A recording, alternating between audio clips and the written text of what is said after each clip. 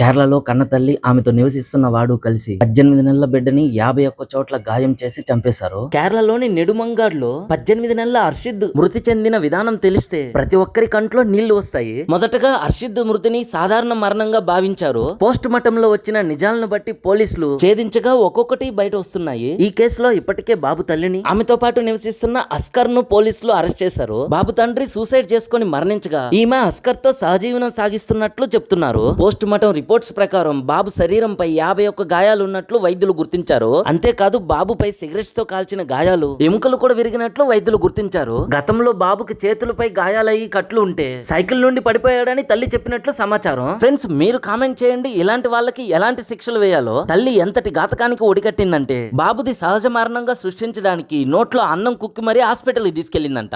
అన్యం పుణ్యం తెలియని ఆ ప్రస్పానాన్ని ఎందుకు అంత టార్చర్ చేసి చంపారో మరి వాళ్ళకే తెలియాలి.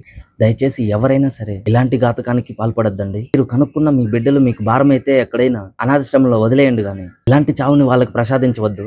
ఫ్రెండ్స్, ఎక్కడ ఏం జరిగినా మీ దాకా తీసుకొస్తాను. వాటిని మిస్ అవ్వకూడదంటే మన పేజీని ఫాలో చేసి సబ్స్క్రైబ్ చేయండి.